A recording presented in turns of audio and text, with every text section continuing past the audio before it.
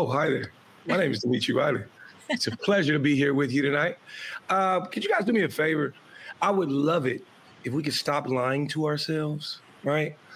Tonight here on Truth Talks, we're saying what everybody whispers, but nobody wants to record. Why do some Black immigrants act like they're better than Black Americans? I just want to know.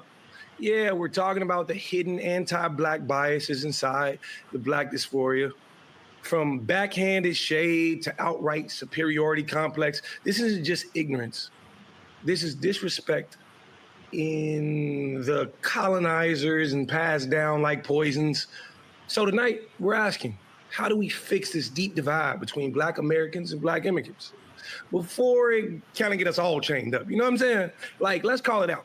Let's break it down. We can do it right here, right now on Truth Talk.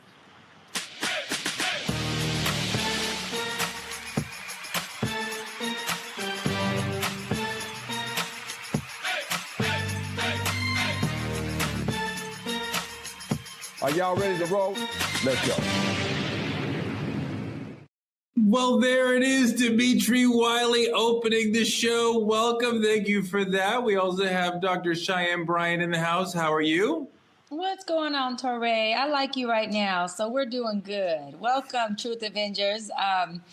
You know, my brother's curls are popping. He used that good hair maniacs. And, you know, at some point my curls will be just as pretty as his, but right now I got my locks. So anyway, welcome, y'all. Yeah, this is all natural from my mama.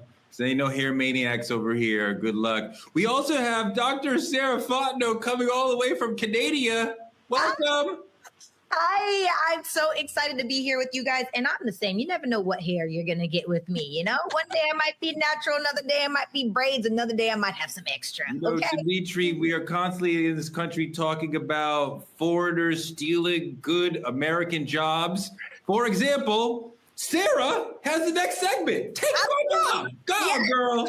It's sharing is caring. You know, we're getting into trending truths because the Army is kicking out Black men for razor bumps. So the Army's new shaving rule targets Black soldiers. The Army requires a clean-shaven face.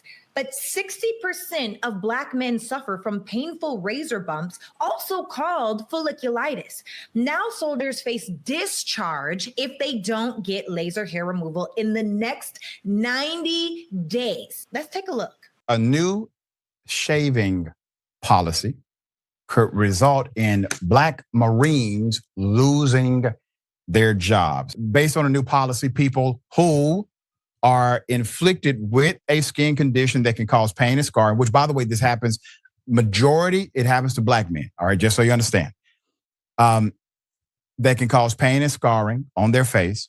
These are razor bumps, but it is a skin condition. It's an epidermal condition. They can now be kicked out of the military, out of the Marines, if it does not clear up within a certain amount of time. So this may greatly affect Black men, according to the Marine Corps Times. The U.S. Marine Corps. Sheesh. Okay. So it looks like, well, Torre, it looks like you can actually grow hair on your face. Sorry, Dimitri. Wow. But with that being said, Torre, is this just grooming policy or is it hidden racism in uniform? There's a little peach fuzz on the bottom of Dimitri's chin. We can get just a little. Just right here, right here. There ain't nothing right here, though. He was suffering from fake, but it's fine. You know, I don't think that this is trying to eliminate Black people from the military, because I think the military understands that they need Black people. African American men, particularly, are a large portion of the military. But I think this is why DEI is valuable, especially at higher levels of decision making. I think what the military has done is impose a policy without understanding this is going to disproportionately hit Black men. The white men who are imposing this don't understand that. I don't think they're trying to discriminate. They are being ignorant. And when you have Black people or brown people or Asian folks who are part of a decision-making process, they can say, hey guys, this is natural, and this is nothing that Black soldiers could do about it. The military wants them to get laser treatments, but that costs more money. That's not cheap. It requires, I think, 6 different visits, which a lot of people don't want. If you go on a deployment, you may not be able to get this laser treatment at all. So, I mean, the military really should not be focusing on this. Focus on getting the men and women and they's ready for combat.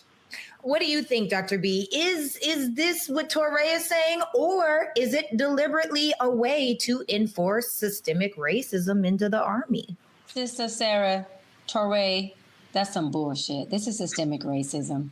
You're talking about instead of supporting and providing resources to a group of men who only make up 8.7% of the Marine Corps. So they're not the majority, and they're not, the Marine Corps consists of majority black men. That's not true. They're 8.7% are black men in the Marine Corps. And instead of providing them with support or resources on how they can have treatment for that, you rather say we are going to make rules and regulations where you can't be a part of a country or serving a country, risking your life, which is what we need. And in return, we're going to say, Touré, you said it costs, you know how much it costs to be able to provide this type of care? First of all, they don't care for our soldiers when they are veterans. And now you're not going to care for them when they are active? That is some bullshit. And systemically, you're creating ground rules for saying, listen, sorry that, you know, physically and biologically, y'all are built different. Your DNA is different. And so we're not going to care about trying to create product that can work for your skin, nor are we going to care about getting you treatment so you can actively do what we need anyways, which is continue to have folks present so we can have the strongest military in the world. So we're just going to say, you know what, figure it out. Sorry. Oh, well, because you are only 8.7%, we don't really need you. And we're stripping off. Hold on. Black people are 20% of the entire military. So I said 8.7%. No, I understand that you're talking about the Marines, but also the Marines are not dealing with this issue because the Marines faced a lawsuit around this issue a few years ago and abandoned this policy entirely. So we're talking about the entire military, which is 20% black. It's a large enough number that they should actually understand how to care for these people. No, that's my point. They should understand how to care for them, but it shouldn't even take a matter of having a lawsuit because you are systemically racist toward a group of people for you to now say, oh, we should care for them. These people are human. They are risking their life for our country. This should be a part of your military culture to say, you're risking your life for our country. We want to make sure you have the best quality of life. The best quality of life absolutely includes health. Something as small as razor bumps, which is painful. I'm saying small, meaning it's not cancer or HIV or diabetes or something that we're saying is contagious. Get this brother's skin taken care of so we can go on the front line and do the life would be not sending them to war. That would be the best quality. Like, let's be very thoughtful about before we send them into the theater. Touré, you're deflecting from the fact that these black men deserve care. Forget war, forget picking up a gun, forget training right now. They have decided to commit to put their life at risk. Even if we don't go to war, they're saying, I'm willing to do it. They deserve more respect, more honoring. And that comes at the act of taking care of their health and their well-being and making sure they're good. You know, I can see both sides of what both of you guys are saying. And I do think because we are the minority, they may not be thinking about us in that way. And at the same time, 20% is enough for us to have a strong comeback. What do you think, Dimitri? Could this be, what is the true mission of this new policy? Is it to limit Black people in these secure military careers? What do you think? I think the idea of it is when 60% of Black men are suffering from razor bumps, that's pretty significant. I think it's less about grooming and the way the skin grows, but it's an exception or an exception on how to push a forced exit. It very well could be the idea that they want Black men in Black jobs. And the thing about it is, what the military once was when they first forced it on us was something completely different. They took what they can get. But at this point, the military can be very beneficial to a man in his career. It's a career. I don't think they want Black men earning stripes in this country. I think that's more of the problem. And I think they found a way to single Black man out, and that's exactly what they're using. I mean, I don't know, Dimitri, we are struggling. The country is struggling to have enough volunteers for our military. Black people are 20% of the military. They're not trying to shrink the number of Black people when they are struggling to meet their recruitment goals. So are you saying it's about? There's a group of people, sorry, real quick, Dimitri, there's a group of people called white supremacy that you always blame for our problems that don't see us as human. They see us less than human. They also see us less than dogs and animals. And so when you're talking from that perspective, 20% of less than human, less than even a dog, you think they care and even feel like we are privileged and honored enough to even serve their country? No, they can care less if we are in the military, on the front line or the back line. White supremacists, white privileged, systemic folks look at serving the country as a privilege and an honor. If they don't look at you as being privileged, you're not a person they honor, why would they want you to be in a military that is supporting and fighting for their country? They don't care about that. That's why they don't care about making sure that your health is intact enough for you to stay. We're talking about hair bumps. This is so minute when it comes to an issue that they can provide treatment for. You're right that it's minute, and the government, the HEGSET, the Defense Department, should be caring about other things. But I think white supremacy likes us in a servant role. So Black people, Black men who are serving in the military, we're fulfilling our purpose. And I think they value 1/5 of the military as Black people. Like, that is fantastic. Keep them down. Like, as long as we're working in subservient roles, supporting white supremacy and that sort of, like, that's fine. It's when we want to grow to have a Bentley and be a mental health professional and like have pretty hair and like run around Los Angeles like we run things and really try to make change through the NAACP or BLM or whatever. That you are the sort of person who is a challenge to white supremacy, not the sort of person who is working within the system. You know, I think for me, the thing about it is the timing of it all, right? Because it was HEGSET that just reinstated the new grooming standards this year. And there have been some things that are definitely more questionable in regards to Black people as a whole, you know, over this last little area this year. So that does raise a question for me. And I guess a bigger question would be, should expulsion really be the solution? Like, isn't there a step below where they can, you know, that you could have chosen, maybe you have to go on leave, or maybe you can work a different portion. Like, why do you have to be kicked out of the Army because your hair grows a certain way? And that is one thing, you know, we naturally have oftentimes thicker, more coarse hair that is harder for a follicle to let it come out. I mean, any woman that's gotten laser hair removal understands the difference between that and shaving. Shaving is not comfortable, and I couldn't imagine doing it on my face. But I think that we should move on from this one. Go ahead, Touré. Take us into our politics. I'm sorry, Dimitri, do you want to say one more thing? Yeah, it's real familiar. I remember hooping in high school, like playing basketball. And I remember the coach taking the best 3 players, right? The best 3, when a team was acting up. You were on the bench? No, I was hooping. I met 3. But listen, this is what I'm telling you. So you was watching them. Got it. I remember the coach taking the best 3 players. I was one of them, sorry. And making, as an example, making us go mop the floors when the team was wrong. He took the leaders of the team, the best. It was never about performance. It was about power.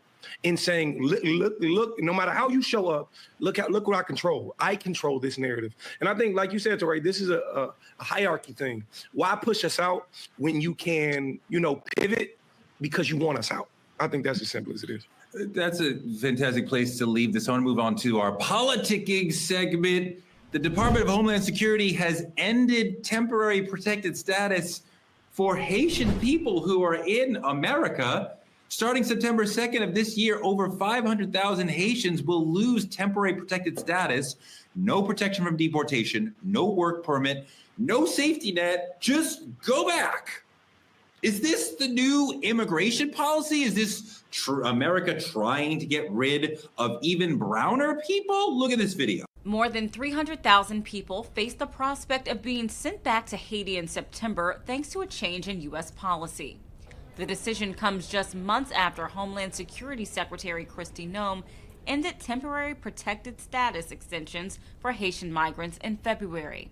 Haitians were first granted TPS under the Obama administration following the deadly 2010 earthquake and has been repeatedly extended due to rampant gang violence and political instability following the 2021 assassination of Haitian President Jovenel Moïse. In the announcement, NOM said that conditions in Haiti no longer meet the requirements of TPS designation and that Haitians can return home in safety despite the ongoing humanitarian crisis. The statement did not elaborate further. This, as the U.S. Embassy in Port-au-Prince urges Americans not to travel to Haiti and to leave as soon as possible. You know, Dimitri, the part of the backstory here is that America and France have been screwing Haiti for centuries. The reason why the country is poor and mismanaged is because those two governments have been screwing with them and keeping them down and extorting and extricating money from them for centuries. So now when they have a problem, a natural disaster, and America helps some of them, 500,000 people is not a lot of people for America to absorb. And to say like, well, we cannot help you anymore when we are part of the author of your problems.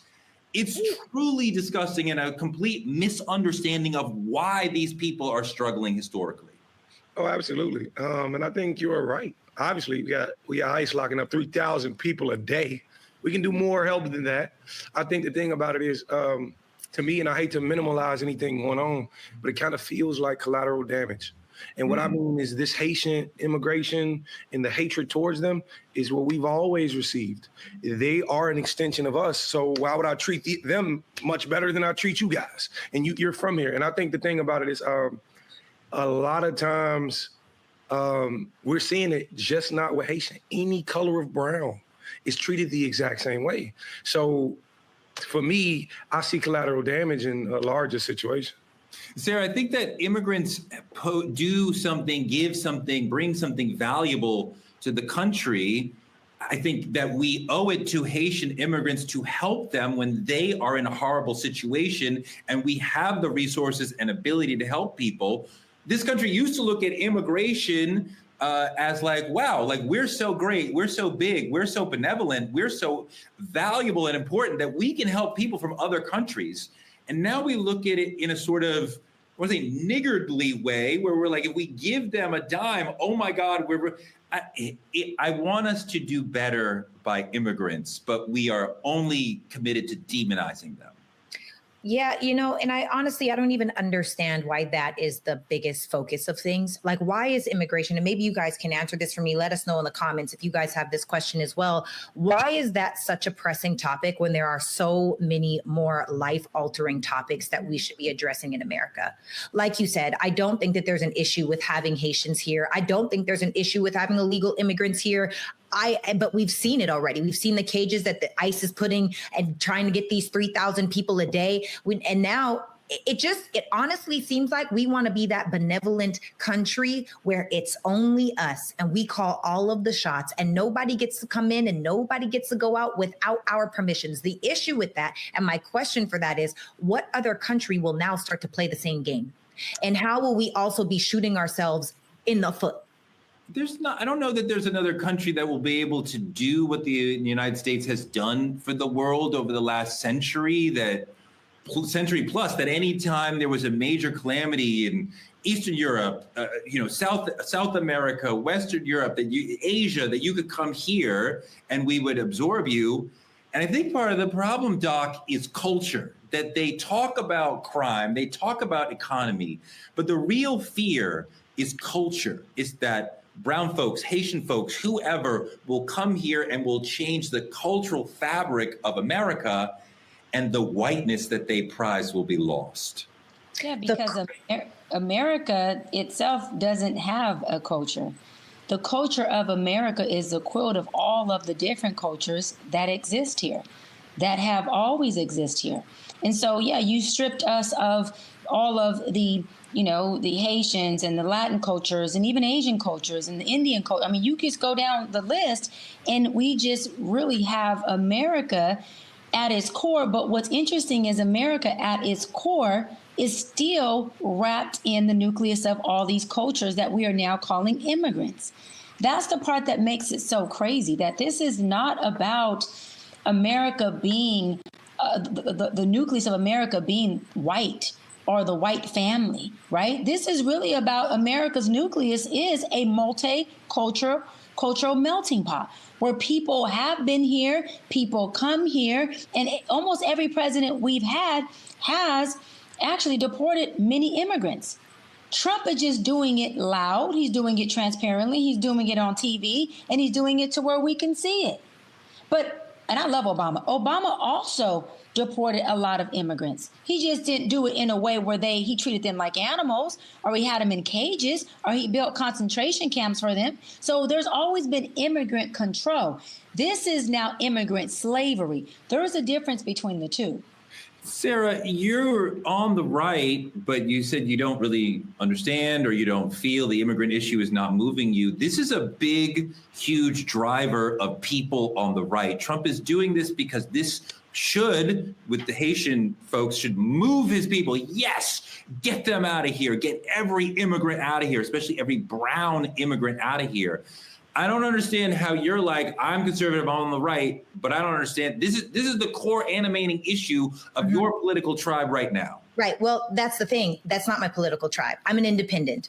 I'm not right. I'm not left. I'm opinionated. And I'm a critical thinker. And I think about what makes the most sense based off of what I think makes sense for the good of the colony, aka America, right? Or whatever place that we're thinking of. And this whole conversation makes me laugh because the people that are saying we need to deport everyone are immigrants. The only people that were here in America were Native Americans or Aboriginal people. They came here, they stole their land, they raped, think about it like that, though. Well, it doesn't matter. That's the truth of it, though. Right? So why is it that now you get to say, oh, let's get rid of, we're gonna send the Native Americans to reserves. We're gonna deport the even browner people. We're gonna deport the Latin American people, which, by the way, some of them in different places were also Aboriginal people. And so it's so hypocritical, in my personal opinion, if you want to come here and start saying that now we're gonna reinforce that you are an illegal immigrant. Are we not all that? Because the only reason why they're legal immigrants is because they stole, they pillaged, they raped, and they killed. That is the only reason why. So this whole topic to me doesn't make any sense. And I don't think anyone has a right to do this inhumane behavior. But I do understand that this is a fear-based control system where people will self-deport themselves. That's the only answer that I have. Dimitri, we do see the Trumpies getting browner and browner with the people that they're going after, right? Mm-hmm. And originally the attack of their immigrant sweeps were South Central American immigrants, Mexican immigrants.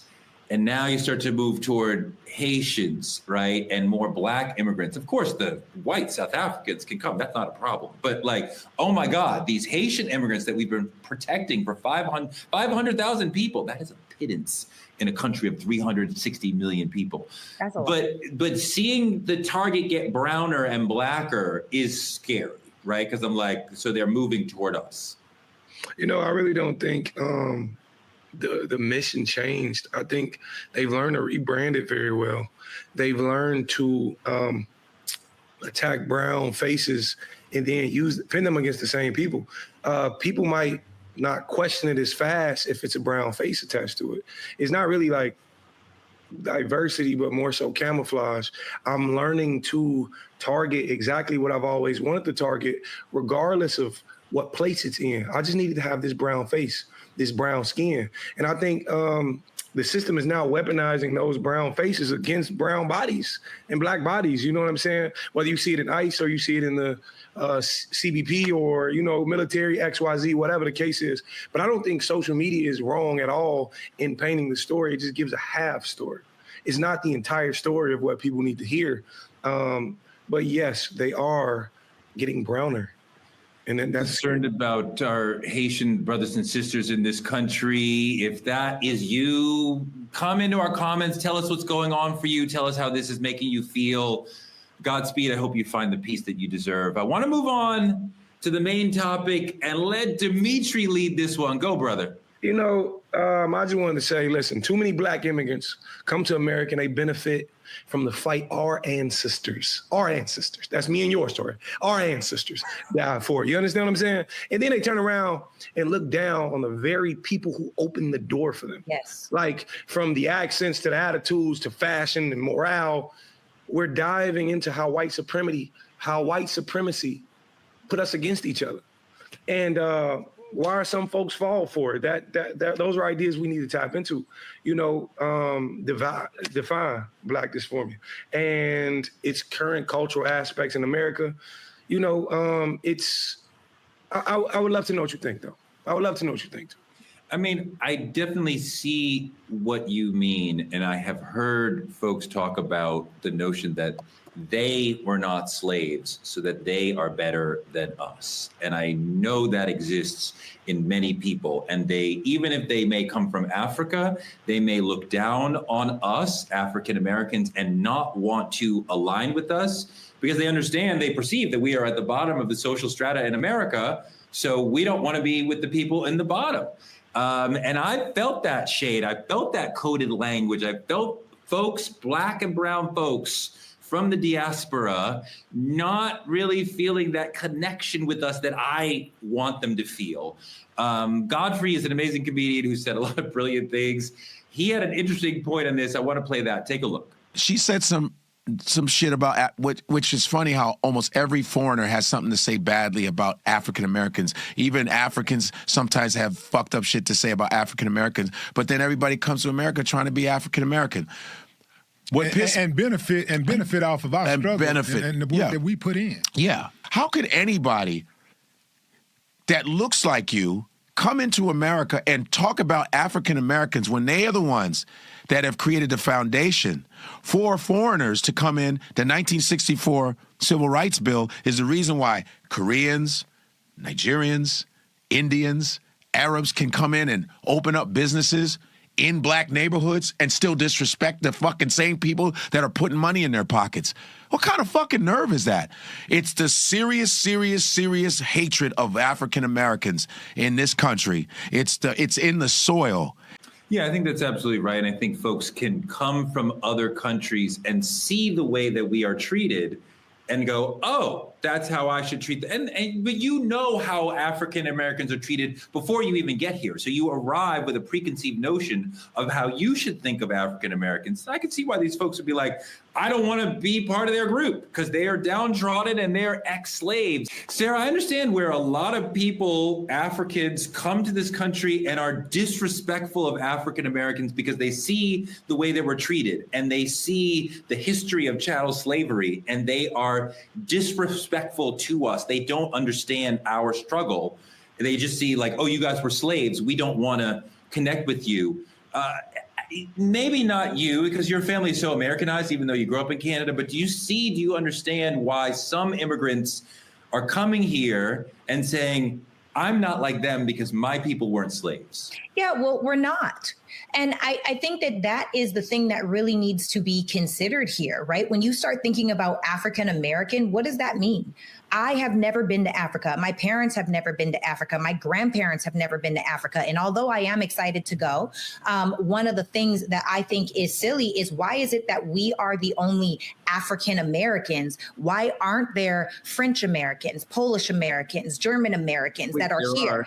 There are. I know that they are, but why are they not identified as that? And I think that the biggest identity issue, or why someone that may necessarily come from a place in Nigeria or come from a place in Jamaica, is because there is no Blackadonia. We've heard it before, right? We don't have an identity point. We don't have I can't trace up the way 15 generations back. And although I believe my mom's like a 12th generation Canadian. Sarah. That's what we're talking about. That's why we're African American, because we understand we cannot trace back to specifically where we were, but we want to not just American to Africa, even though we can't document it. This is what I'm saying. Why are we not just American? Why are we not just Canadian? Why is it that because I have darker melanated skin, now I am an African American when I have no idea of the source point of that root? Now, is it a beautiful opportunity to go learn that? Yes, it is. And learn where I came from and try to track down my family lineage? Yes, absolutely. But I just don't feel like that should be an identifying factor until every other immigrant, by the way, that came to this country starts identifying the same way. And why is it that Blacks are the only ones that do that?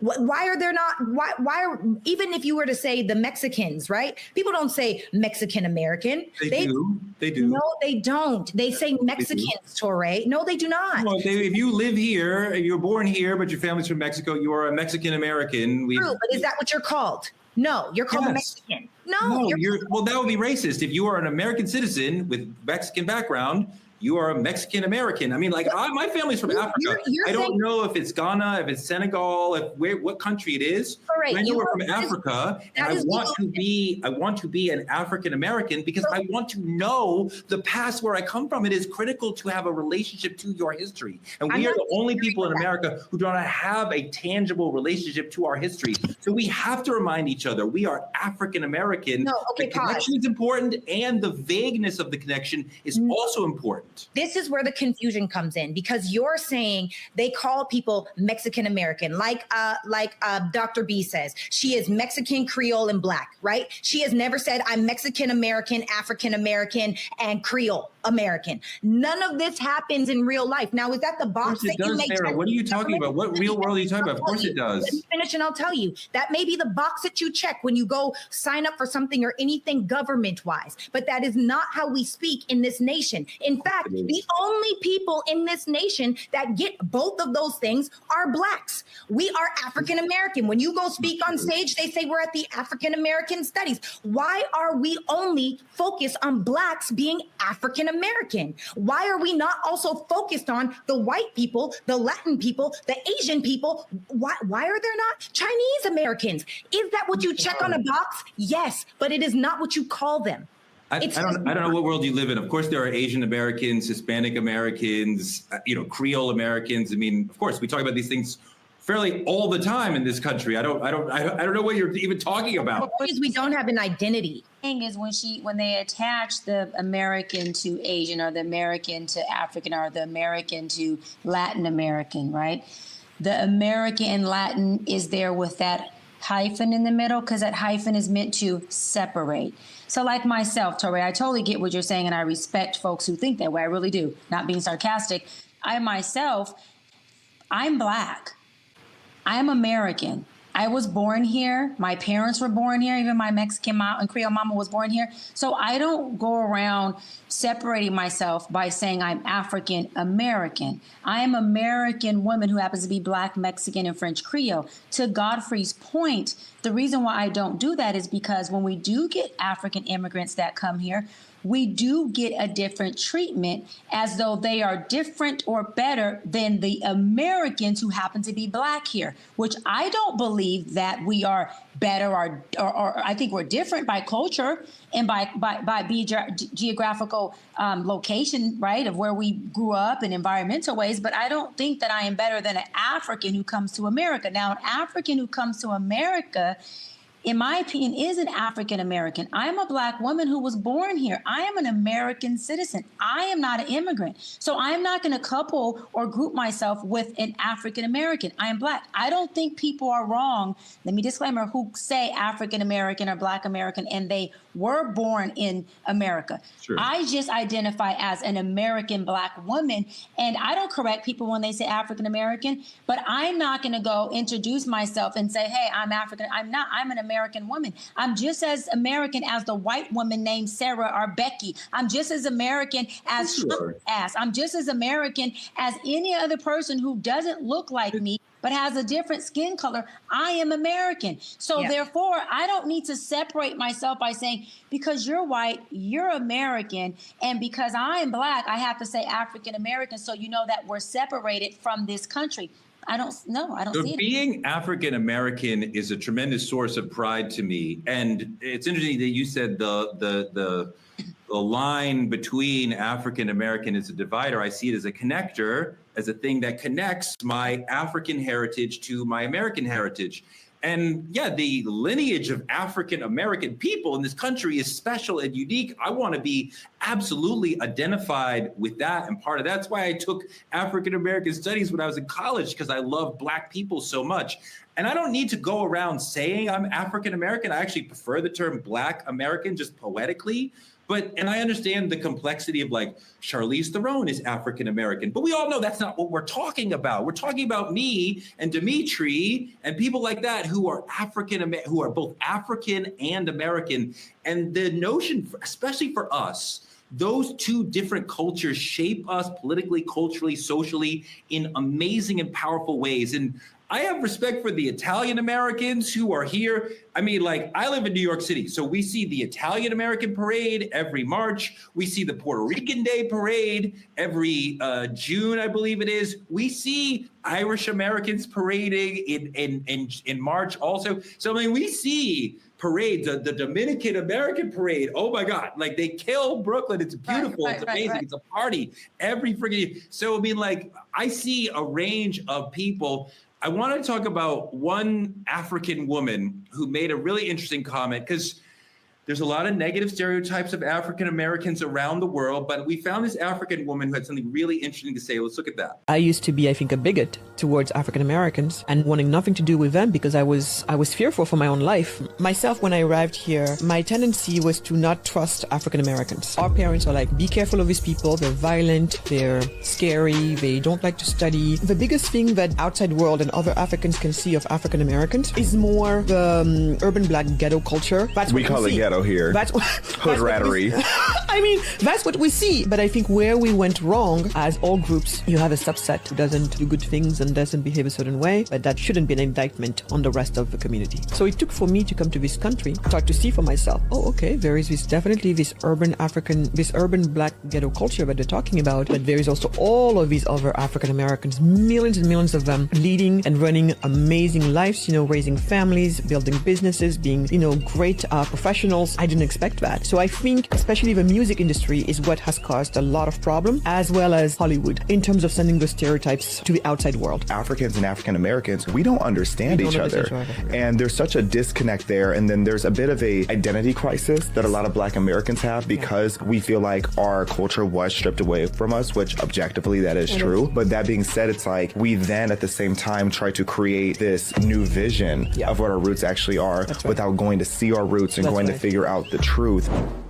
Dimitri, I love the point that she made. She was taught by media, quite often run by white supremacy, that Black people are immoral, thieves, all these horrible things. Then she came here and was like, oh, that's not true. We are not all those things. I actually love that she put it in perspective from someone who's lived through it.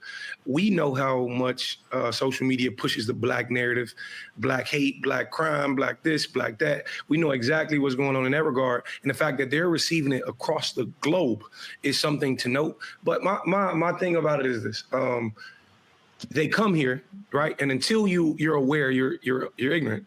Until you are aware that there are genuine good people and people who don't subscribe to that narrative, you wouldn't know, just like she said. But the thing about it is they come so quickly trying to detach themselves from what Black actually means, the pain behind it, the struggle behind it, the stereotypes behind it. They say, whoa. I understand what's going on, but please don't branch me with these Black people you're hard to. I'm different.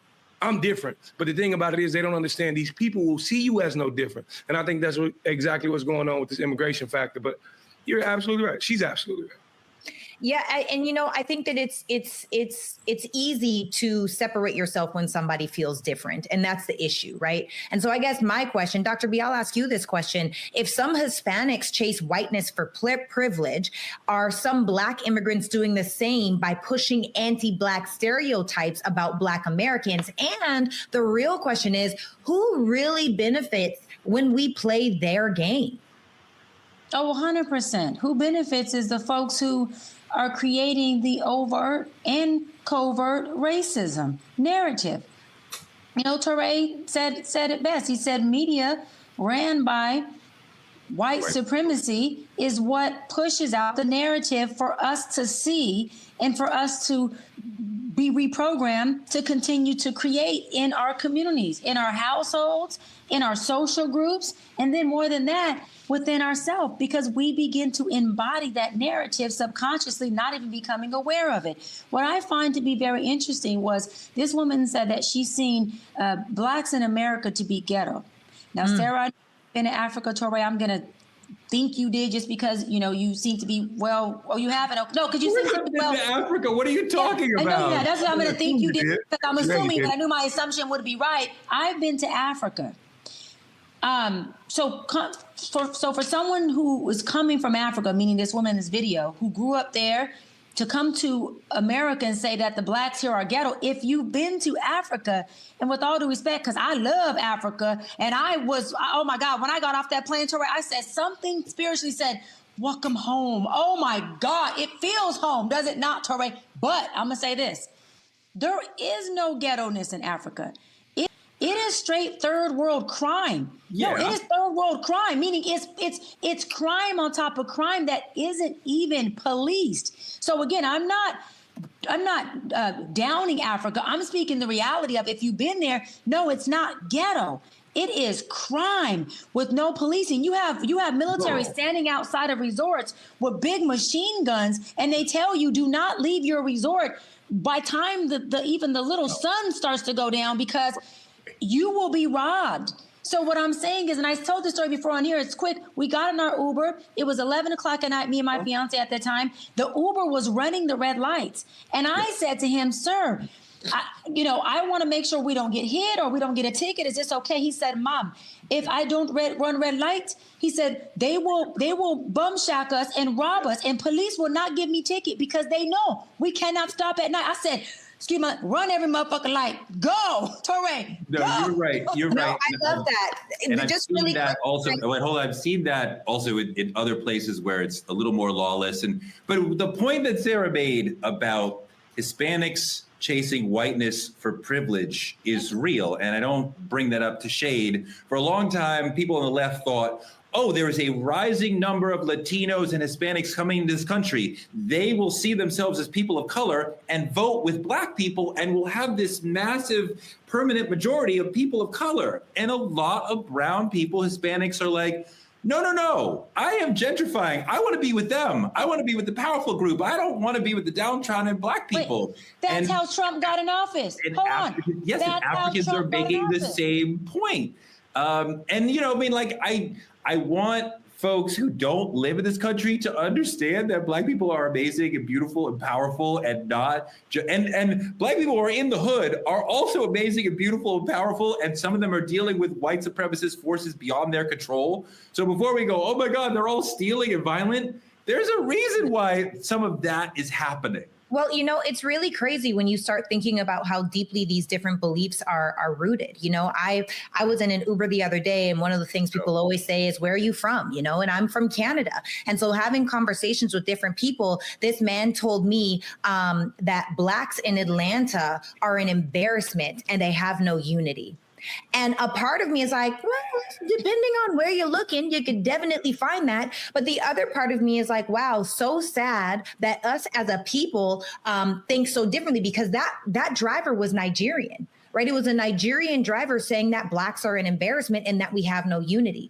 Now, the truth to that is, in a lot of different ways, we as Black people don't have a unity. We don't have a collective economy. We aren't coming together to create things, which then brings me to the question of, how is it working with Black people? Have you guys had crazy experiences? Because I certainly have. So there's different beliefs and ideals and biases that each of us can have in our minds that kind of set us up in a different way, where now we are looking at people a little bit different. But I will say there's a difference between Blacks and niggas. I'm just going to say that straight up. Okay, Chris Rock. I'm just saying. Okay. It was said really well.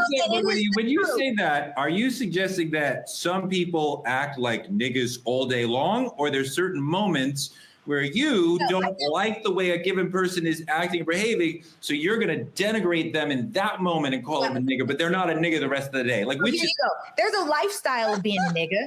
And then there's a lifestyle. For you got to respond to certain. What's the lifestyle? You got to pull yourself out of it. Wait, Sarah, I got a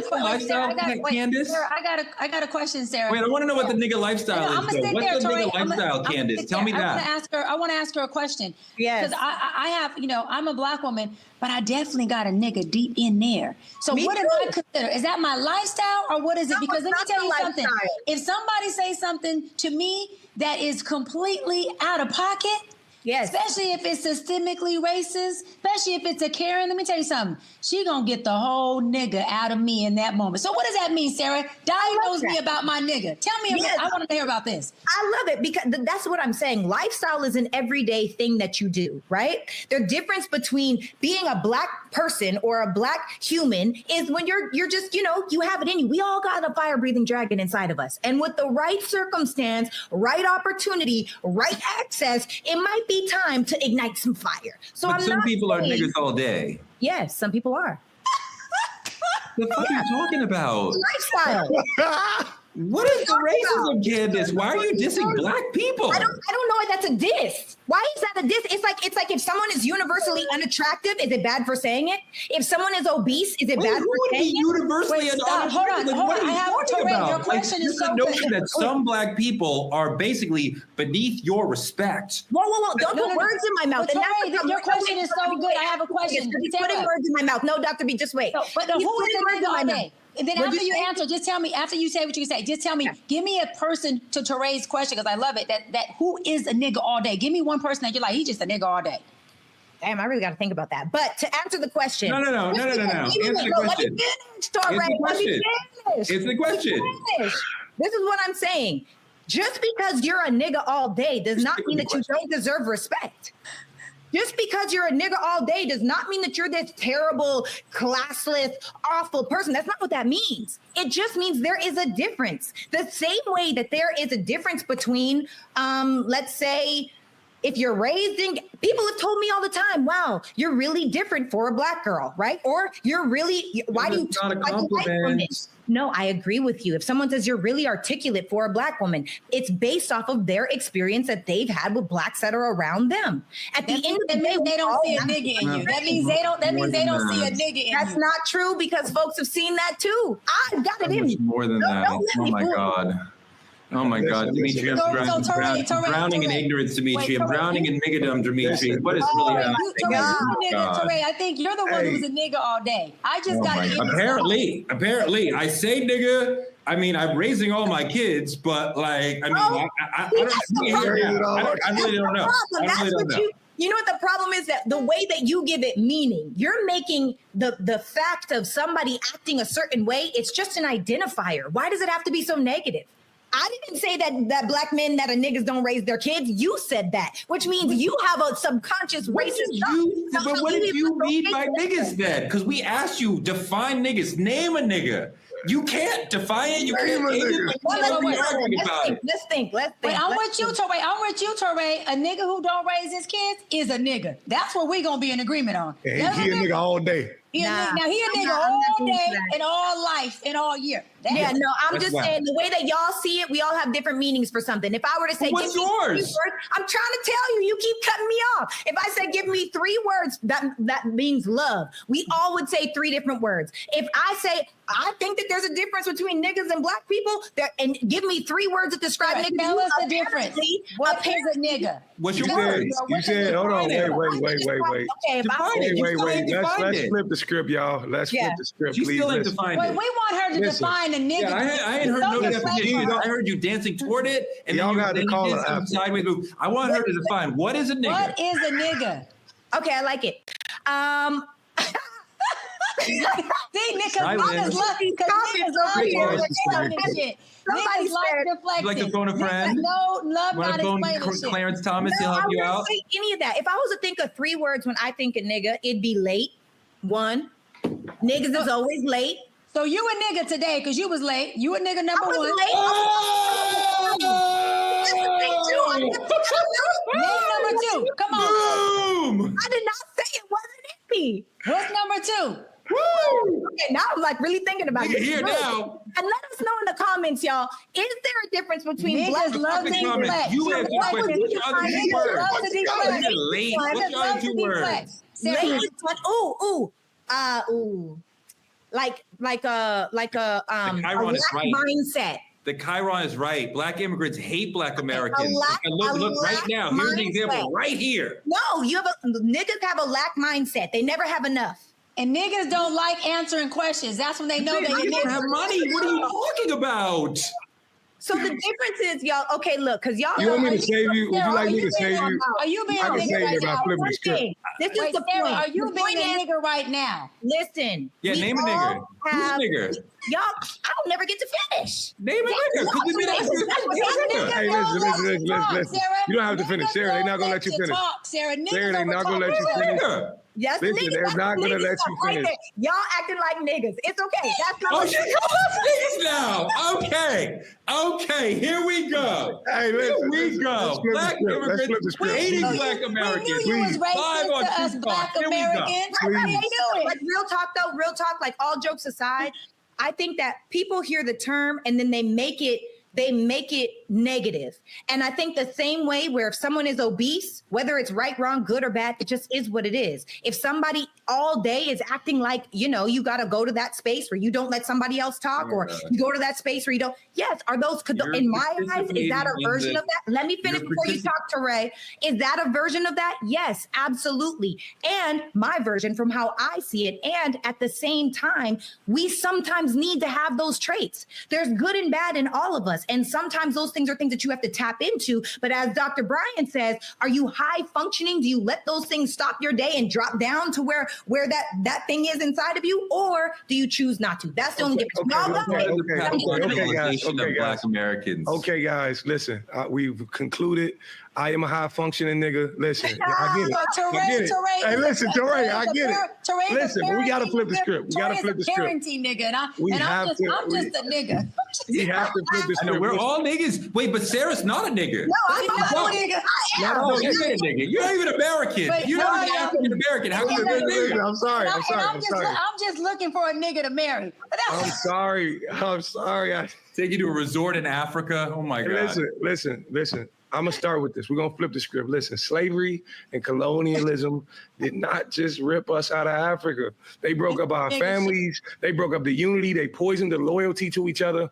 Some Africans look at us like we volunteered to come to America. Like this shit is an Eddie Murphy movie or something, And here they are. You know what I'm saying? They never came and got us. Like, what are we saying? We came as slaves and we fought our way out of it. But, what was their roles? Did they come try to get us? Did they come try to bring us back to the families? I'm not understanding it, but they still view us with this look of disgust and this thing in their eyes. We love to say we're not monolithic. We want Black autonomy. We got autonomy. I'm sorry. Exactly. We want Black autonomy.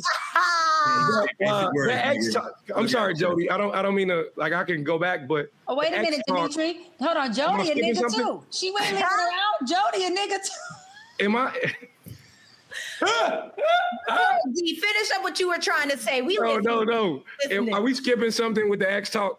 Now you can look. I don't want to blame our African ancestors because from my understanding of our history, they did not fully understand what they were doing. They knew that they were selling certain people into slavery, but slavery had existed in the world, but the peculiar institution, the particular form of slavery that was practiced in America, the cruelty, the separation of families, the life permanent nature of it, the being born into it, that had not really been practiced like this in the world. They did not understand the depth of the tragedy and the hell that they were selling us into. So before we would even begin to say, well, what is their place in this and what did they do and why didn't they come get us? They didn't know. They didn't know how bad it was that they were moving us into. No, I can understand that. And I sense it to a degree. But the way we're viewed when they do come is amazing to me. And it's not just about skin tone. again, like the video we referred to early on, it's what they're taught. It's how they're taught to view us. And there's no one person to blame, you know. Blame what Sarah. about you, Dr. B? You got an opinion on that? I think it's a big envious, jealousy, and jadedness. I mean, we're here. We're where they want to be. We are here experiencing what people call the American dream. They don't come here because this country is worse than the country they're in. They're coming here for opportunity. Yeah. About that American dream. And we are here, whether we're doing what they deem is, you know, being grateful of the American dream or not, we still have the opportunity. It presents itself. They come here and grab the opportunity because they have a polar opposite of what it feels like, and they know what it's like to not have that. So they come in our ghetto country, and they tend to do really ghettoly well because I guess they look at the niggas who are here who ain't doing much with it and go, you know what? Because I don't want to be a nigga, I'm going to do something better with it. And I'm being funny, but I'm being honest. So I really feel like a lot of times, you know, it's more of y'all been here and we don't think subjectively that you guys are doing enough with these opportunities. I've heard a lot of Africans say that to me, that look, we come here, we get an education, we build family, we do our things. Asian Americans come here, they build businesses, they open up stores, they make money, and they see opportunity and they grab it. And you folks who are here have this opportunity and you sit around and you want to be on government assistance, or you don't want to work, or they deem us as being lazy with the opportunities that we have because we're not doing anything. But we're not talking about if we are, Tori, we're saying how they deem us to be, because they're saying, hey, you got a pot of gold,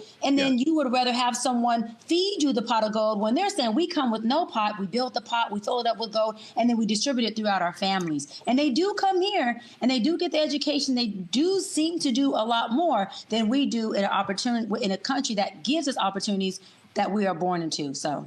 No, absolutely. And we love to say we're not monolithic and we want Black autonomy. But in this fight against white supremacy, when Black immigrants, Jamaicans, Haitians, Bajans, Cap Verdeans, all of it, gonna stop moving like strangers to Black Americans and stand up like brothers from another mother, you know, like my dogs, you know, because divided, we're cooked, like we are smoked. I think that, united, we seem to be unstoppable. I think that the notion of a general diaspora that is connected politically really begins in America and comes from American Black folks. So I really don't know how much folks who live outside of America really care or feel connected to the diaspora, because it may be politically a step away from them. I could see where when we're talking about, you know, we need these certain things politically, and Africans are like, well, that has nothing to do with our struggle. So how are we connected? I mean, I could see African Americans saying our struggle has nothing to do with theirs. I think that they are related, but I could see where people would say, I don't understand how. But they're giving everything that they have to come into our country that has a different level of struggle that obviously is less than the struggle that they are currently experiencing. You see, Godfrey said it right. You want to be here to benefit off of the things that we are fighting for here, for you to bring your black tail here and be able to receive. So when you get here, if you don't like America, then keep your ass up out of America. That's for not just Africans, that's for Sarah. If she's a Canadian and comes to America and she wants to just lowball us and talk bad about, well, why are you here then? You're here for an opportunity. And if you don't see this as being an opportunity, then take your ass back. But if you're going to be here in the midst of us, then be an asset, or be an asset by making sure that you do the things that contribute to your betterment, and don't bad talk a country that you are giving everything to become not just on a visa here or as a guest or on vacation here. You are attempting to be a citizen here. These people want to set up shop here. So respect the land that you are trying to come into, and don't respect the people who have been here this whole time. Look, Sarah, we're not enemies. I mean, you and I are enemies, but in general, we're not like politically enemies. White supremacy wants us to argue about who's more educated, who's more cultured, who's more successful. We have to unlearn what the colonizers are trying to teach us to divide us, especially with the government trying to rewrite Black history and erase CRT and these sort of things. So like, we need, Sarah, to stop policing each other's Blackness and start protecting it. How do we get to that? I love that. Well, I love that question because I feel like first and foremost, we have to acknowledge and accept the fact that we're different. Right? There is such a beautiful spectrum of what it means to be Black. Whether you came here from a different country, whether you were born here and raised here, whatever it could be, the one thing that we have in common is that we all have a Black experience. And they're all very, very different. I'm from the Prairie in Regina, Saskatchewan, Canada. Where? Right? And the Prairie, like Regina is the city that I'm from. Yeah. The slogan is the city that rhymes with fun. Let me know when that. I love when you say that. You know, but I say that to say that really and truly, you know, it's so crazy to me how quickly, because there's certain movies that I haven't watched and I have no desire to see because I don't like seeing our people down and out. I don't like seeing our people as slaves. We are royalty, in my opinion. And someone will say, oh, Black card's removed. How can you remove my Black card? You can't take this experience away from me, even if you don't agree with the way that I operate. And I think that we don't have to agree with one another, but we can try to understand better where we are, where or how we are operating that way, even if we don't like it, which actually brings me to Dr. Umar Johnson. You know, he's a vocal Pan-Africanist. So at the core of his message is this: there is no separation between Black life in America and Black life globally. Okay. We're one people who are divided by slavery, colonialism, and white supremacy. He argues that Black Americans must see themselves as Africans in America, not a separate group. But then he goes back on to bash Black Americans like Barack Obama. House niggas, just like Barack Obama, they do what they need to do to stay close to the white power structure. She made a career locking up Black people. This is the same woman who went on international television, Art, let me remind you, about a year or two ago and said America is not a racist country. You want me to go vote for a so-called Black woman who went on international television and told the world that America is not a racist country? She spit in the face of the family of Trayvon Martin. She spit in the face of the family of Breonna Taylor. She spit in the face of the family of Michael Brown, Alton Sterling, Philando Castile, Amir Locke, Dante. We can go on and on. Tamir Rice, all the Africans murdered by police, which are state-sanctioned executions. Let us be clear. The police are agents of the state. When the police kills a Black person, that is a state-sponsored execution. And in response to all this racism, the execution of George Floyd, this part-time Black woman says America is not racist. Sheesh. All right, Torre. Does he have a valid point, or is this a perfect example of division? I find Umar very difficult to take seriously because a lot of times he takes a very reductive and simplistic view of things. And I think, you know, if you understand the political system, you would understand why Kamala Harris cannot even possibly have a chance to get elected the president of the United States if she says America is a racist country. So she cannot say it's a racist country. She has to have a workaround for that. She cannot go into Pennsylvania, Wisconsin, and Michigan having said America is a racist country. So to attack her for that shows just a complete misunderstanding of the political system. And he's better than that. But I think that African Americans are, of course, part of the diaspora, but what we have experienced in this country is so unique and so different and so traumatizing to us that I don't know what our connection to our brothers and sisters on the continent really is when they've had their own struggle and their own trauma and their own journey that is entirely different than ours. So like our political problems have nothing to do with most of their political problems. And, you know, to say like, well, we have to see ourselves linked. I mean, like, I understand the value. Obviously, you know, I was in college talking about Nelson Mandela and marching to hope that Nelson Mandela would get out of prison one day. So we saw the global diasporic struggle as one, but so much of what African Americans are dealing with as far as the war on drugs, mass incarceration, white supremacy, has nothing to do with what our brothers and sisters in Africa are dealing with. Torre, here you're in part, the beginning of your statements, totally disagree. To have a Black leader who can't be Black is a complete deficit to our Black community. as a whole, and I'm not just talking about Black Americans, that is her doing exactly what we've been taught to, which is to suppress and to hide behind our Blackness, and that to be Black and loud or Black and proud is not safe, and that it is looked at as a loss. And so to run as, you know, run for presidency and say that we are in a racist country, which is the truth, you're saying would have harmed her. But that is exactly what white supremacy is telling every Black person, that the more Blacker you are, the more harm you are, you know, subject to face. And so to have a leader that leads in that way is exactly why when Kamala was running, yes, I voted for her because I wasn't voting for this idiot, but I didn't vote for her because I believe she can lead us. To be transparent, I voted for her because she, to me, was the better of the worst of the two presidents. Because again, if I'm looking at a leader who is running and she is identifying as Black to get our votes and to get our attention, and she's also showing entertainment that would pull in the Black community, but she's not talking politics because she's too arrogant to think that we would understand that. You're also telling me you can't say certain things that represent Blackness. But at the same time, that is exactly the fight that we're fighting, is being able to be as Black as we need to be and represent ourselves as Black folks in different representations and be okay with it. Because Black men are saying when I go out this door and I show up Black, even when I show up Black and I'm ducking as a Black man, I'm still getting hit. I'm still getting mistreated. I'm still getting police brutality. So I got to figure out how to be Black in the world. Otherwise, there's a problem against me. And I'm going to land on this. A leader who comes out and leads and teaches us by example that being Black is a weapon and not a tool, so hide it. Because if they hear you too loud, it's a problem.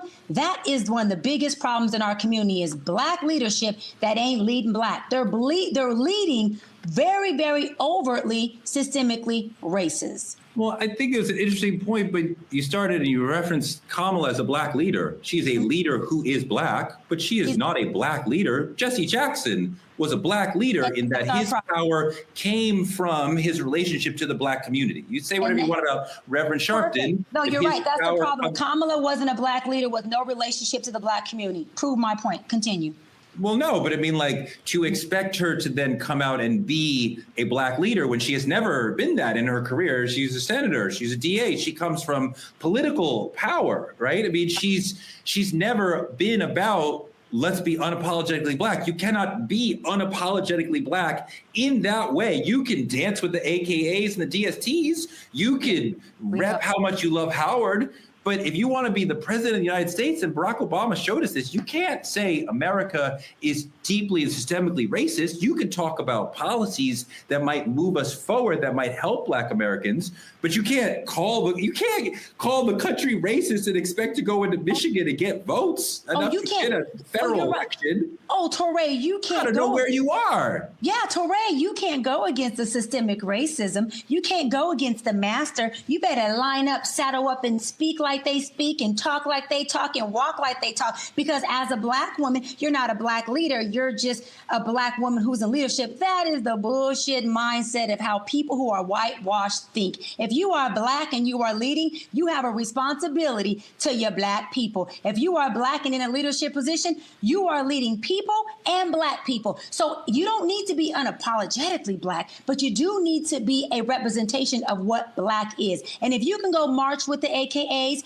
and go to Howard and do all those things when they benefit you, then you should be able to be in a leadership position and be Black when they benefit all of us. She was absolutely all those things. She just understands, I can't tell America you're racist. No. I can't have 100, 200 million white people saying I called them racist. That would be ending the election immediately. Like that's not the role that a federal candidate could take. She understands Eurocentric way of thinking. She understands what you're saying and how you're talking, what whitewash looks like. And she doesn't even know that she's pushing the underlining white narrative by being the underlining, not willing to be the unapologetic, underlining Black woman who's wanting to suppress her Blackness, to suppress everything that she stood for when she was at a HBCU. When she crossed over to the Divine Nine. All that is unapologetically Black. But now that you are in office at the highest level of presidency, we let a white man get in office and say, get rid of the Mexicans. Niggas ain't shit. I'm white, and we're going to make it right. Make America great again by getting rid of immigrants and pushing in white folks and bringing in white immigrants and making it okay for them. But a Black person in leadership can't be Black in leadership. No. Because, hold on, you're saying because it's dangerous. She won't win the race. She won't be. Hold on. She didn't win the race by being a whitewashed woman who ran for office. So now what? She didn't win doing it that way. You just said it. You just said there's a lot of reasons. There's a lot of reasons why she didn't win. But do you understand what code switching is? That's one of them. We understand that we go into certain white spaces and we have to perform Blackness in a particular way to be successful in those spaces. That's not selling out. That's just understanding the audience you're talking to. You do. And my Blackness have worked for me. I'm very successful and I'm very Black. And everybody who works with me knows that, from Dimitri to Sarah and now you too, Torre, and our executive producers know I am Blackity Black, and it's worked for me. And if I decide to run for an office, I'm going to run Black. And when I get in office, Torre, I'm going to send you a private jet, and I'm going to have a Black car pick you up from there and have you in there, give you a 6-course dinner just for you to say, Doc, you were right. And I'm going to say, welcome to the White House with a Black. Call the LA Times and tell them about your corruption, get you kicked out of office. Code switching is natural. We all do it. All successful Black people are able to code switch, especially in a way that leaves them feeling spiritually protected. Like, I didn't sell out my people. Let's talk to Oprah. Let's talk to Quincy Jones. Let's talk to Richard Parsons. All successful Black people, including Kamala, understand how to code switch. If Kamala was here, you would say, I'm talking to a sister. When she goes to the AFL-CIO, she performs Blackness the way she needs to get them to support her. Okay, so guys, wait, let's have Kamala on here, because I'd love to have this conversation with her and see what the pillow talk is with her white husband, because like a lot of people who have that same experience, they seem to talk very whitewashed and not understand what I'm talking to or what I'm talking about. The person doesn't have to agree with me, but they definitely need to be able to see that there's a disconnect. Many folks in the Black community who voted for her, who did not vote for her, said there's a huge disconnect between Kamala and the Black community. Go ahead, Sarah. So let's just say this. The debate that you guys are having right now is what the immigrants see. It's what the outsiders see. It's the fact that we don't necessarily have that unity, right? And the divide is the agenda, because the truth is, whether you are a Black leader or whether you are a leader that is Black, the divide is by design. Colonialism and slavery didn't just strip our identity. They trained us to see each other as different, as less than, or foreign. Even when we look in the same mirror, Jamaicans, Haitians, Africans, they all have a connection to a homeland. We don't.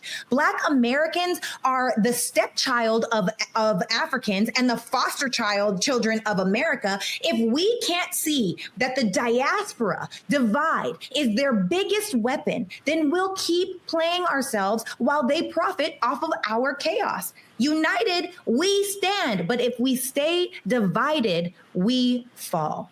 You know, that was so beautifully spoken. I just want to talk to my people real quick. Listen, my people, listen, understand this. Before you post Black Power again, I need you to ask yourself, does it mean anything if you're still side-eyeing your brother's accent or your sister's slang or judging the skin tones that the slave masters taught us to? Slavery ripped us right out of Africa. But it's the mindset that keeps us divided. So the real question is, when is the Black immigrants and Black Americans going to stop moving like strangers and start moving like family before the next system eats us alive together? Stay woke, stay loud, and don't just say Black Power. I need you to live it. You understand what I'm saying? That's you right there with the moo-moo on. Yeah, you live it, okay?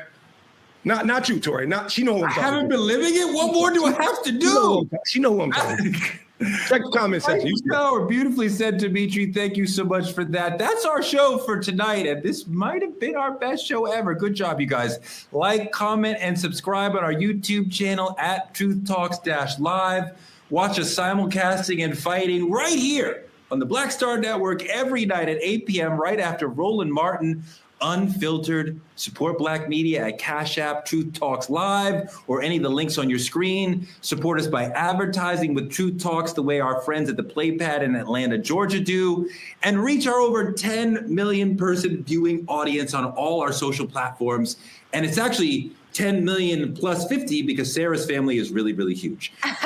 Social businesses and influencers can partner with us by visiting truthtalkslive.com, like Hair Maniacs, who were so crazy, Hair Maniacs, that they partnered with Dr. B on their product that's not just a hairline, it's a lifestyle, just like being an African American. Or maybe just like being a nigger. Being a nigger is a lifestyle, clearly. So bam, here we go. Dr. B, tell us about your lovely hair. Listen, this is what I got to say. The reason why I love True Talk so much is because on here, we are unapologetically Black. And sometimes I got to get Touré back in alignment to be in his unapologetically Black self. This is where we don't whitewash, we don't water down, we stay 10 toes down on being Black, proud, and brown. That's just what it is, y'all. I don't even want to talk about Hair Maniacs no more. I needed to make sure I did a shout out to myself and those who stand on being Black unapologetically, because that's what Truth Talks is all about. Good night, y'all. Love you. If you become a VIP member of the Truth Lounge, you can click on any co-host room. Dimitri will be there if you click on his room telling you, raise your kids, be good to your children. Oh my God, that's what he does. That's what I sound like. As we talked about tonight, Black media is under attack, so tell a friend to watch our show every night, 8 p.m. EST, 8 p.m. PST. We'll be back every night. Your friends here, 8 p.m. See you tomorrow. Good night, y'all.